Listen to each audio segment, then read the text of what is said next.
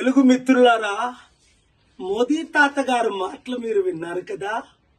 చంద్రబాబు గారు, బ్రదర్ పవన్ కళ్యాణ్, ఇది మనమే చేయాలి, మీరే చెయ్యాలి. అధికారంలో వచ్చినంత వరకు ఏమన్నారు? స్పెషల్ స్టేటస్ ఇస్తాను, స్మార్ట్ సిటీలు కడతాను, నల్లధనం తీసుకొస్తాను, అందరినీ శాంతిగా ఉంచుతాను, అద్భుతాలు చేస్తాను, డాలర్ రూపాయితో సమానం చేస్తాను, 20 కోట్ల ఉద్యోగాలు 10 సంవత్సరాలు ఇస్తాను.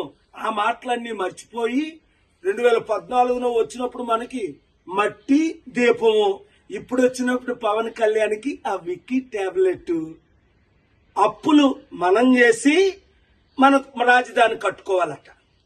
ఇప్పటికైనా బుద్ధి వచ్చిందా? మన డబ్బంతా తీసుకెళ్లి గుజరాత్కి అప్పచెప్తున్న లక్షల కోట్లు. మార్పు రావాలి. మాకు మోదీ వద్దు, మోదీ తొత్తులు వద్దు అన్నవారు అందరూ. తెలుగు మిత్రులారా, మోదీ తాత గారు మాటలు మీరు విన్నారు కదా. చంద్రబాబు గారు, బ్రదర్ పవన్ కళ్యాణ్, ఇది మనమే చేయాలి, మీరే చెయ్యాలి. అధికారంలో వచ్చినంత వరకు ఏమన్నారు? స్పెషల్ స్టేటస్ ఇస్తాను, స్మార్ట్ సిటీలు కడతాను, నల్లధనం తీసుకొస్తాను, అందరినీ శాంతిగా ఉంచుతాను, అద్భుతాలు చేస్తాను, డాలర్ రూపాయితో సమానం చేస్తాను, 20 కోట్ల ఉద్యోగాలు 10 సంవత్సరాలు ఇస్తాను.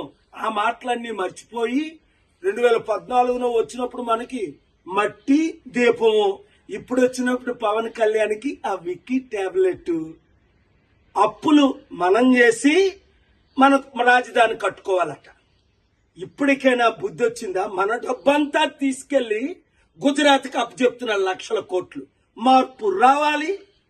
మాకు మోదీ వద్దు, మోదీ తొత్తులు వద్దు అన్నవారు అందరూ.